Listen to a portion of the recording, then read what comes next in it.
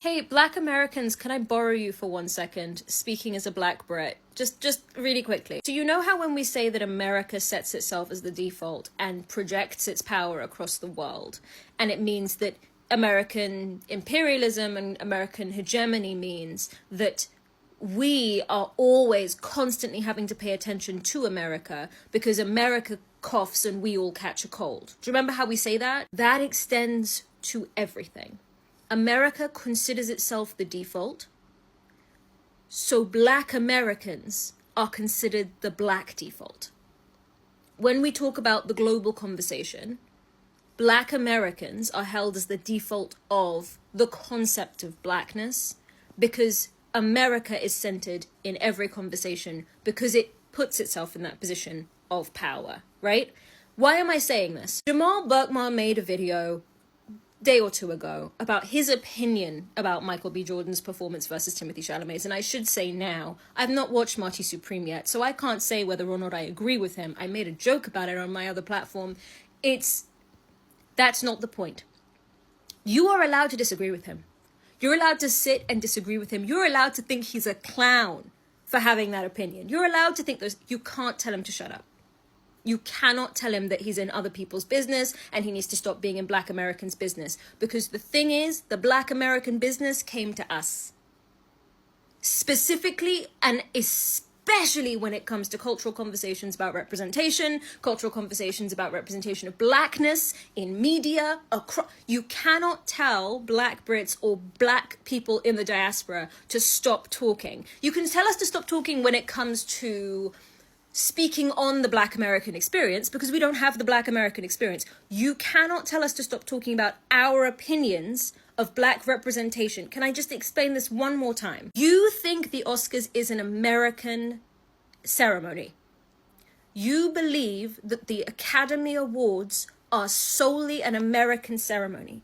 I'm telling you, the Oscars market themselves and have managed to successfully convince everybody that the Oscars are the global standard of film.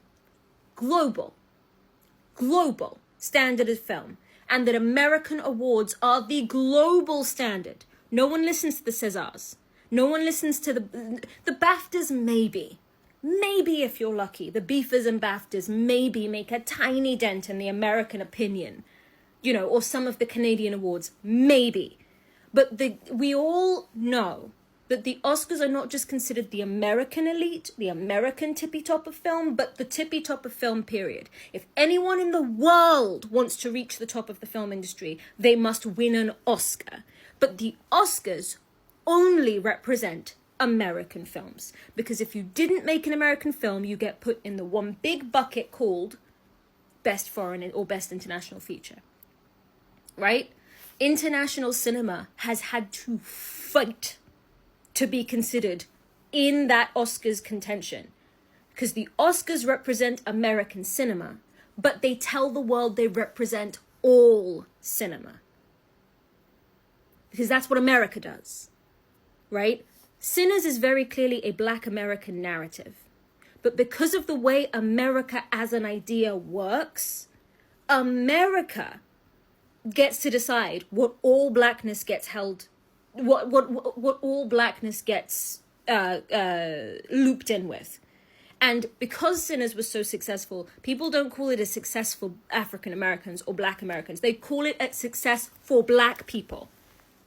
And unfortunately, because American cinema is considered the default and pretty much the entirety of cinema, you are now representing us, right?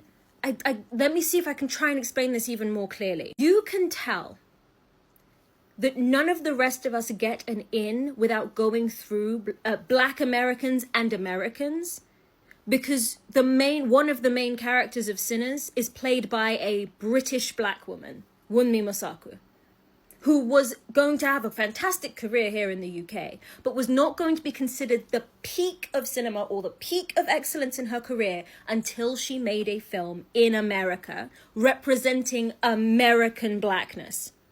Not British Blackness, American Blackness. Right? Because no American is making a Black British film. And if you want to be a black person in film, you're often representing black American experience because America is the default and you are black. So you're going to have to be a black American in that film. Okay. I really hope I'm making sense. You can't tell us to get out of the conversation. It's our conversation too. You can tell us we're wrong, but you can't tell us to leave. Because America came to us first. America dominated our industries and dominated our conversations and dominated our cultures first. And in doing so, used your blackness to paper over ours. So we now see us as the same. You may not see it. We may be peons to you. We probably look like peons to you.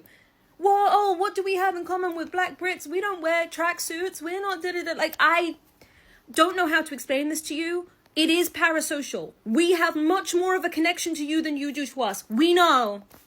That's kind of how the empire works. It's kind of how the empire works. I'm trying desperately to explain to you that your conversations are our conversations, even though you don't want to reciprocate. Even though you believe you're having the conversation between yourselves in a room. Unfortunately, your room is made of glass, and we are all being forced to sit and watch it. So we are going to start forming opinions and having discussions. You can tell us all you disagree with us. You can disagree fervently with us. You can't tell us to leave the conversation or get out of your business because the business came to us. Does that make sense? Let's talk about a kind of argument you've probably seen online. A real frustration about representation, power. And culture gets wrapped in a few sound-strew claims. And then it gets used like a crowbar to pry black people apart by nationality, by diaspora, by identity label, by who's allowed to speak. This video we're analyzing is a perfect case study because it mixes three things: legitimate feelings about us media dominance, historical overstatements about how global film actually works, and an emotional conclusion that can be easily flipped into a wedge. Your room is glass. We're forced to watch, so we're in your business. And here's the key. When a claim is half true, it's the easiest kind of misinformation to monetize. First, let's be fair. People all over the world do pay attention to us culture. Hollywood distribution is massive. US media exports are loud, and often treated as default. So when someone says, American conversations travel, that resonates. When they say, Black American imagery gets exported, that resonates. When they say, that affects how blackness is perceived globally, that resonates. That core feeling, being affected by a center of power you didn't choose, is real for a lot of people. But the problem is what happens next. The argument shifts from us media as influential to the Oscars represent only America, or you must win an Oscar to be the top, or international cinema only gets one bucket. Those aren't just dramatic, they're historically sloppy, and that sloppiness matters because it sets up the next move. A moral claim about who owes whom, silence or deference. Let's correct a couple points quickly, because accuracy is the immune system of good discourse. The Oscars are US-based. Yes, but they are not American films only. Nani's films can be nominated and win major categories, including Best Picture. Parasite did exactly that. An international feature is not a dumpster category for anything, not American. It's a specific rules-based category for films produced outside the US, with mostly non-English dialogue. Also, nobody listens to the BAFTAs is just not true. In awards season culture, BAFTA is widely discussed, covered, and treated as influentiolophon, as an Oscars indicator. Now, do these corrections magically fix the deeper issue of cultural dominance? No, but here's why they matter. When you say America is influential, people can debate power. When you say America is the only real standard, and everyone must go through it, you create scarcity thinking. There's only one mic, only one stage, only one real black story that counts. Scarcity thinking is rocket fuel for division. Now we get to the part about people who build platforms on culture war conflict.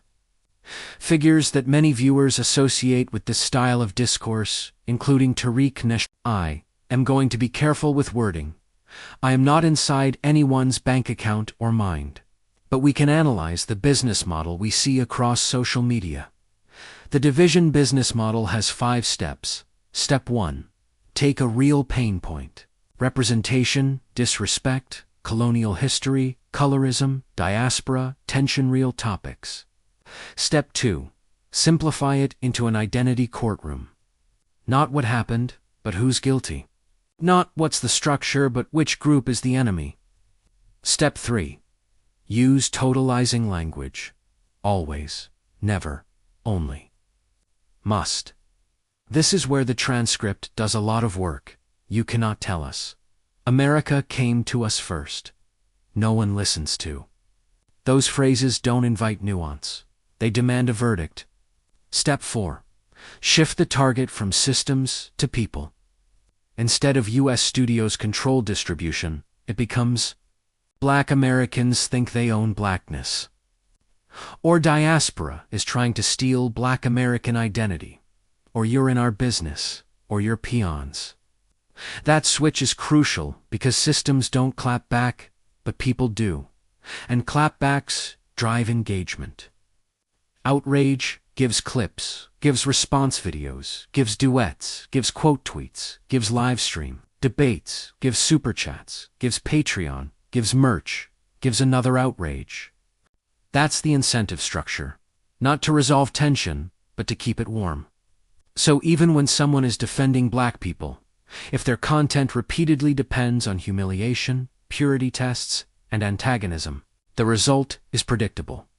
More distrust, more fragmentation, more clicks. Here's why this particular argument is so useful. It contains a built-in trap.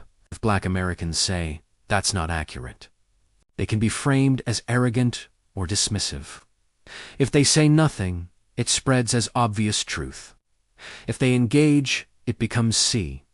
They're arguing again, which proves the glassroom narrative.